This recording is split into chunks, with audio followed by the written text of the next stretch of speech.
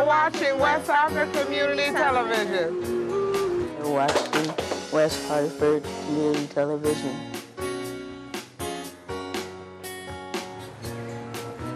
You're watching West Hartford Community Television.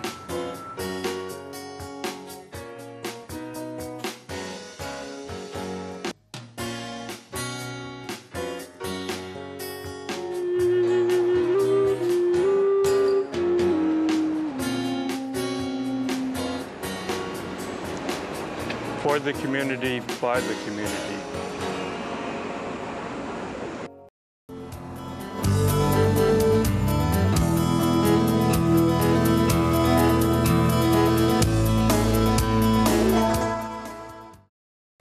Celestial greetings. I'm Janet Booth, a professional astrologer from West Hartford, Connecticut, and welcome to my program on astrology called Looking Up. You may notice a little something different about our set today. The station has invested in some beautiful new equipment, and I now have a standing desk to speak to you. So I think that's pretty significant. And in fact, today's episode is entitled Significant September. I'm going to put my glasses on and look intelligent because September is the month for Virgo into Libra, but Virgo is one of those very intellectual signs that likes to be precise about everything. And of course, you have to see clearly to be precise.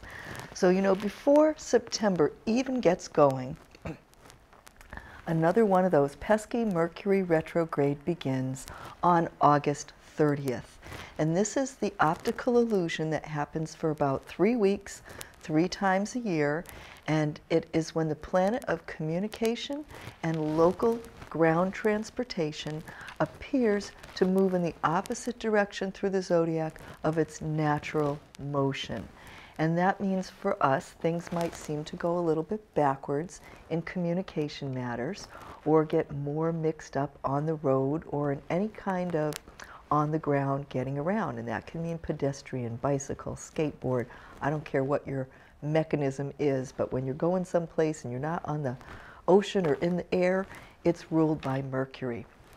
So Mercury is going to do its little backtrack, and we have mentioned this before, I think, in the show that was the July into August show, in the sign that it rules, one of 2 signs that it rules, and that is Virgo.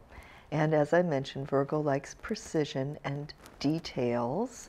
And you know, when the planet of communication gets a little bit wonky in a sign like Virgo, we're likely to feel either drowning in the details and inundated with them, or trying to stay on top of them and control them, and there's just over the top, too much, not easy to deal with.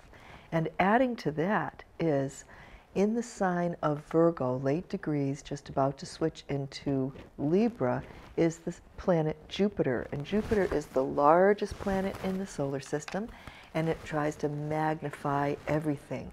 And during the zigzag that Mercury does, it's going to pass Jupiter 3 times. The 3rd time will be after it's out of the retrograde range and it's off into Libra, but it still has like 3 appointments with Jupiter, and that does mean that things are fast and furious in the world of information exchange, news, commerce. You know, Jupiter is related to long-distance communication and all forms of international relations, as well as higher education, things like that. Mercury kind of takes care of the lower education. So we may find an extra focus on educational matters or on language matters because of that foreign influence, and certainly about foreign relations. And when Jupiter gets into Libra, Libra is the sign of diplomacy and relationships. So it's going to be there for a whole year, actually into October of 2017. And that's going to have a strong focus on international relations. You know, we already know from things heating up with the presidential election that there is a focus about what the U.S.'s role in the world should be, how we get along with our allies, you know, who we're likely to have strained relationships with or need to improve our relationships. So it's not surprising to hear that that's going to be a focus for us.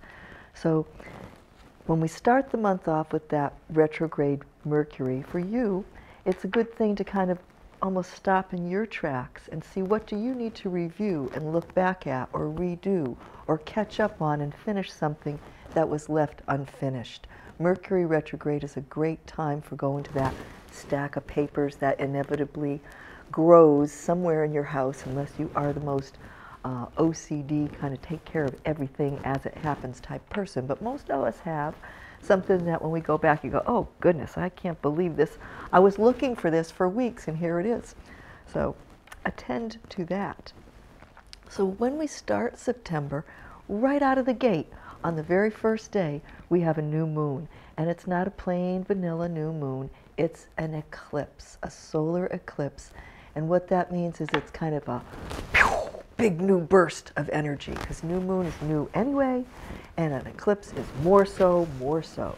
And what kind of things are we going to find with this? Well, the sign is Virgo, as it is this time of year. And Virgo does rule things about health and interest in our health and sort of maintenance of our bodies. It's also a sign very much about our work, our interactions with our co-workers, and it's very big about unions, which are a collaboration of co-workers, right? So we're probably going to see more attention paid to union endorsements or issues around the election dealing with unions. Now, whenever there is a new moon or a season starts, we like to look at the chart of where the planets are, not just the sun going, that it's in Virgo, but how are all the planets playing along. And you may have heard me speak during the course of 2016 about a kind of run-in. It's at a 90-degree angle called a square between Saturn, which is the principle of reality, and Neptune, which is everything unseen, invisible, unreal, or fake. And so it can have to do with deception and bringing deception into the clear light of day. So anybody who's been trying to hide things, forget about it. It's going to come out. And what's happening when they're in a 90 degrees, the position of the sun and moon, which are joined always at a new moon, are across from Neptune. So we end up with a T pattern called a T square, which is usually kind of tough energy, a lot of tension, but it can also mean turning point. So there's something that needs to shift. And generally, a new moon eclipse says, let's take a new look at what are the things that we don't understand or that we're confused about or that we're not getting clear information on. And that's going to be the arena that takes most of this energy or attention for us. Also on the very day of that new moon eclipse is when Mercury and Jupiter are exactly together. And that means a lot of information or big ideas or big news. Mercury has to do with news, and Jupiter is the main planet associated with all forms of media, whether it's print, broadcast, internet. It's our way of connecting with people far and wide. So look for really big news right there at the very beginning of September. And that's just ahead of the Labor Day weekend, but that doesn't mean that news doesn't happen. Sometimes they say, oh, well, people don't start paying attention a lot to the campaign until after the Labor Day weekend. And well, guess what? We're already sending our kids back to school. Summer's over, and it's time to start paying attention to things. So it doesn't mean that something necessarily happens on that 1st of September, which is a Thursday, but it sets the energy in motion. And eclipse energy can play out across the course of weeks. The 4 weeks following the new moon is always a sort of natural time for the new moon energies to express, but when it's an eclipse new moon, it can stretch its energies out as far as 2¼ years, but easily a year and a half. And this is something that is interesting to think about when we talk about the full moon eclipse of the cycle that starts on the 1st of September. And that full moon is on the 16th. It's also an eclipse, lunar eclipse. And it relates to a new moon eclipse that was a year and a half before, in March, on the 8th of March of 2015. Maybe not the 8th of March, but anyway, it would be March of 2015. And that is the month when Hillary announced her candidacy. Now, Mr. Trump announced his in May, so that won't have sort of a year and a half catch up on the energy until, I think, probably after the election. And it won't come in an eclipse cycle. So here we're having kind of an eclipse full moon. And what's interesting from Hillary's chart, she has her personal moon at birth was at 22 degrees of Pisces, and our full moon eclipse on the 16th of September is 24 degrees of Pisces. So that is very close, 2 degrees out of 360, it's practically breathing down the neck of her moon. Moon is a feminine planet. It has a lot to do with how we kind of express the woman that we are. And in Pisces, it's very much about her history that goes way back, I think, to post-college, maybe not in high school, working with people who need help, doing things for the community. Like she wrote that book, It Takes a Village. And she really knows what she means when she says that. So when we think of that sort of Pisces moon energy, it's almost like bleeding heart kind of energy, but it is very empathetic and nurturing and wanting to take care on a sort of global level, because Pisces is a very all-encompassing sign. So I think what we're going to see is something very strong on news about her around that full moon eclipse in the 16th of September. And she also has in her personal chart Sun and Mercury coming together in what we call progressions. It's sort of updating your chart from when you were born. And that can mean a leader speaks. So maybe she'll have a big, important news conference, or I don't know when the debates are scheduled. I should have looked that up. But at any rate, look for her mid-September. A lot of attention, extra more so than you would even ordinarily guess. Okay, so another thing we're looking at here is around that 9th, 10th, 11th. Those are other times that we could have big news coming out, because I mentioned how Jupiter is going to switch into the sign of Libra.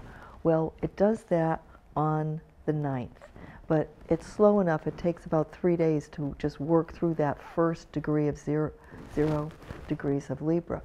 And the 0 degree of the 4 signs that start the seasons when the sun goes through them: Aries, the spring sign; Cancer, the summer sign; Libra, the autumn sign; Capricorn, the winter sign.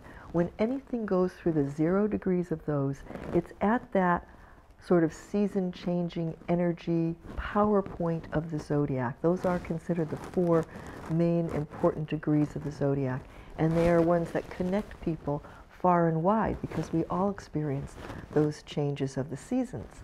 So when we see something like Jupiter, that I told you rules the media and foreign relations, coming through that 0 degree for 3 or 4 days, that's another time of big news. This is one of the main reasons why I say I call this significant September.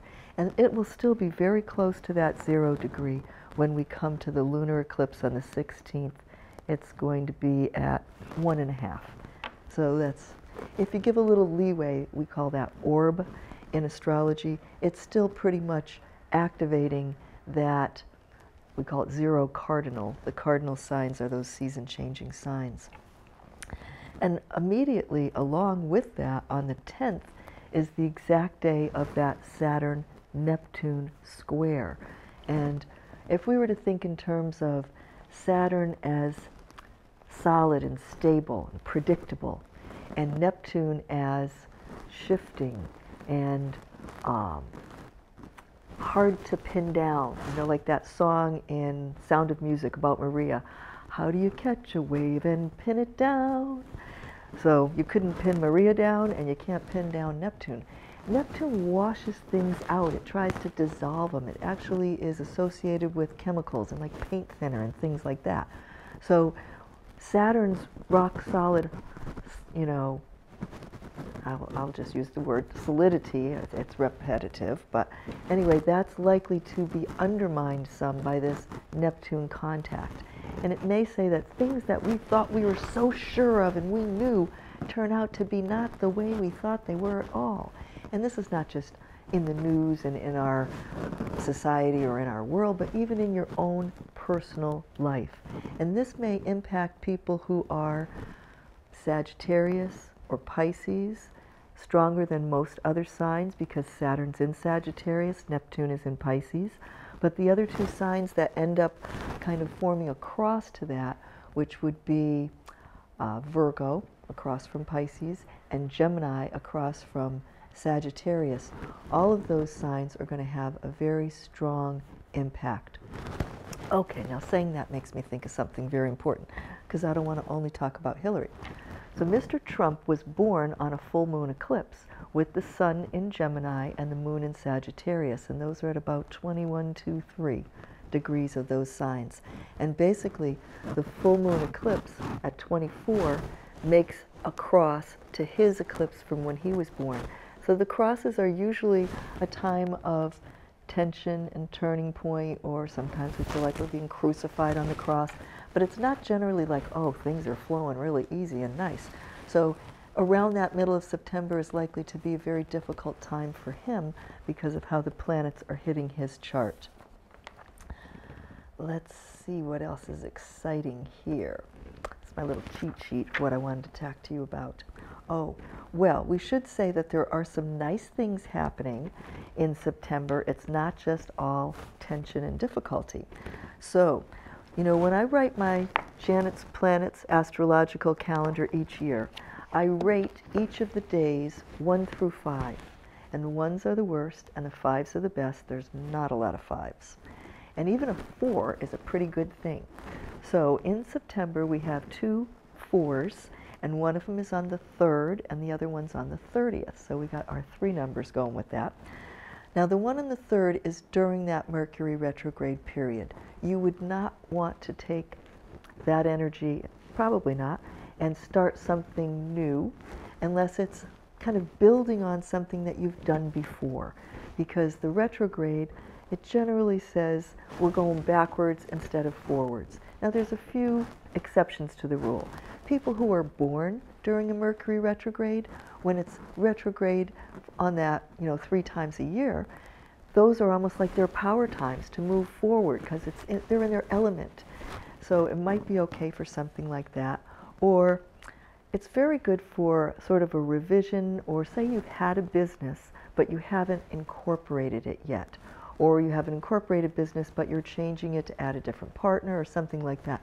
Adjustments are okay during a Mercury retrograde.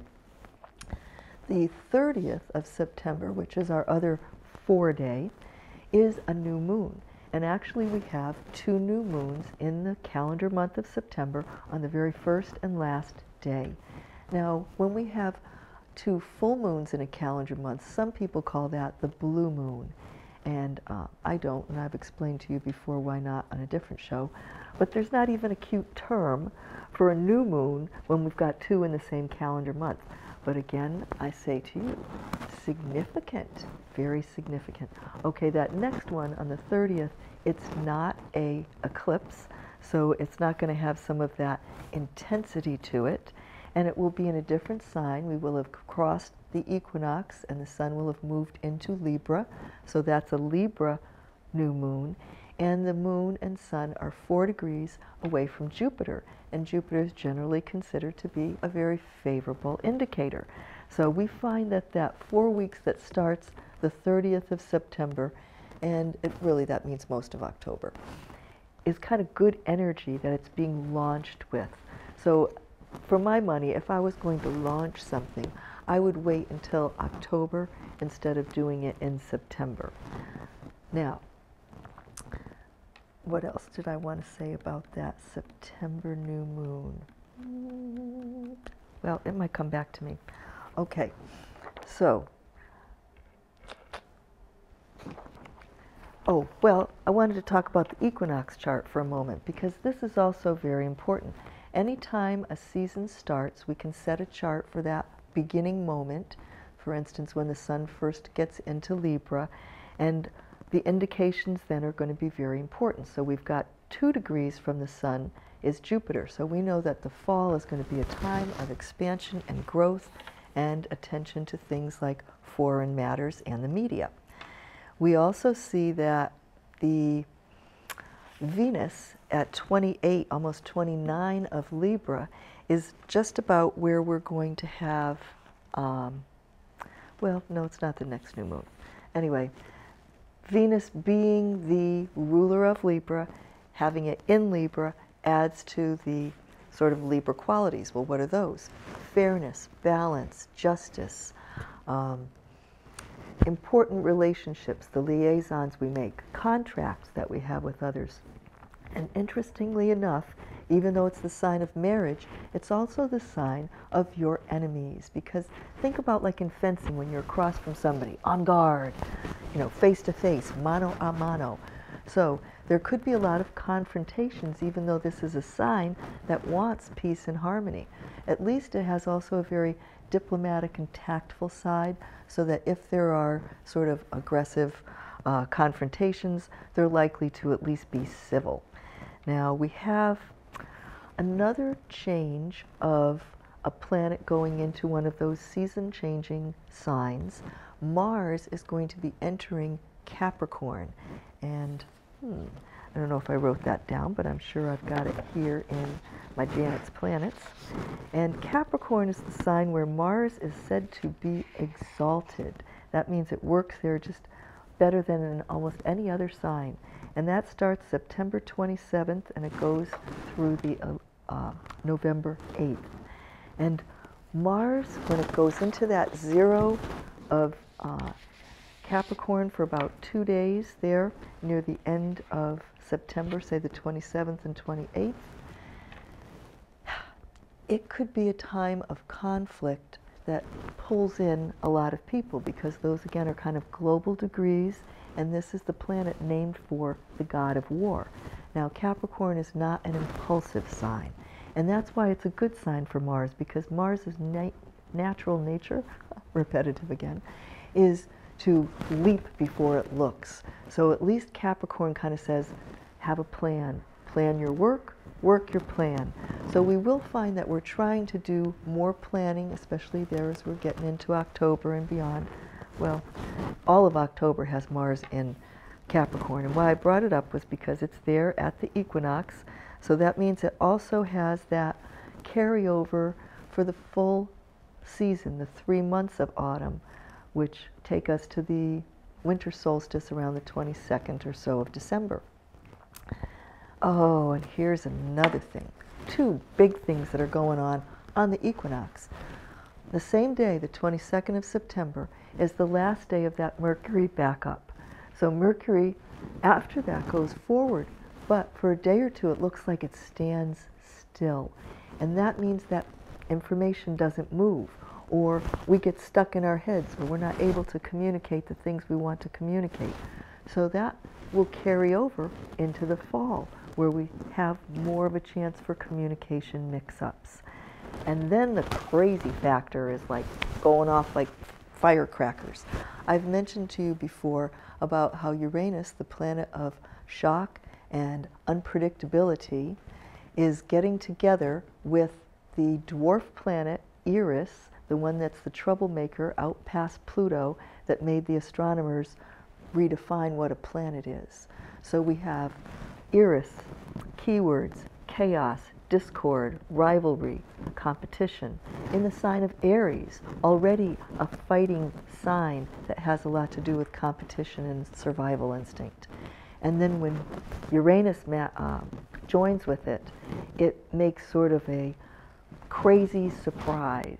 So, you know, in most elections they talk about October surprise, and I'm not saying we couldn't have one, but I'm thinking the October surprise looks like it's coming early in September.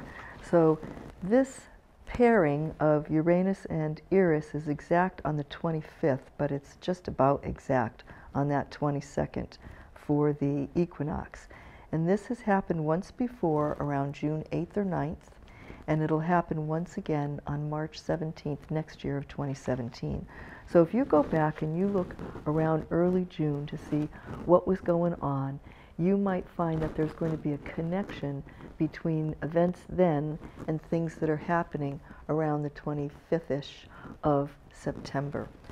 Now, there's also a nice pattern that I call a quintile triangle, and it's planets that are in a triangle that are either 1/5 or 2/5 of the sky apart from one another. I mean, if you had 5 positioned correctly, you'd have a 5-pointed pentagram. But this would be like 3 points out of the 5. And this is in effect for the 20th and 21st, strongly, if September. And it involves the sun, which would be at the very end of Virgo, and that's a sign of service, as well as, remember, health. Getting in the triangle with Ceres, C-E-R-E-S, same root word as cereal, and that's the goddess of harvest and fertility. So we might think of, what are we trying to grow here? And with Saturn, Saturn is a manifester, remember, the planet of reality. So we might find that there's kind of luck and almost like a magical circumstance that's going to help us with creative projects, because Sun is very creative, and so is Ceres to a certain extent. And there may be something that's actually some good news about crops, because Ceres has to do with crops, and I know we've had a lot of drought and things like that. Well, these are in a fire sign, an earth sign, and I think also another fire sign. Let me see, where's Ceres? Nope, earth. Okay, fire and earth. Those are dry, so I don't think it looks like it's curing our drought for us. But anyway, if you have some harvest kind of related things, or things that you've been trying to bring to fruition for a while, you might find that you have some extra luck with it around that 20th to the 21st. I also noted how at the equinox on the 22nd, Mars is at 26 degrees of Sagittarius. Now, what makes that degree significant is from the viewpoint of Earth and even our whole solar system, when we look beyond to the galaxy, the Milky Way galaxy at large, and we're on the sort of outskirts of it, if we look towards the center of the galaxy, it lines up with Sagittarius right around 26 to 27 degrees. So Mars would be at what we call the galactic center degree. And that's sort of also a very widening of consciousness, or things that impact on a large area. And maybe there's even some news around then about things that are happening in our solar system from some of our, NASA probes that are out there and things like that. So that's going to make for a very interesting fall, because, and again, anything happening at the equinox stretches off into 3 months after that. And these are the kinds of things that I discuss in the Janet's Planets, and you're welcome to check that out, more about it, on my astrologybooth.com website. Now, in case you're not going to see a program about October until well into the month, I just want to also tell you there's a 5-day coming up in October. It's October 8th, and that is in the early part of the moon cycle.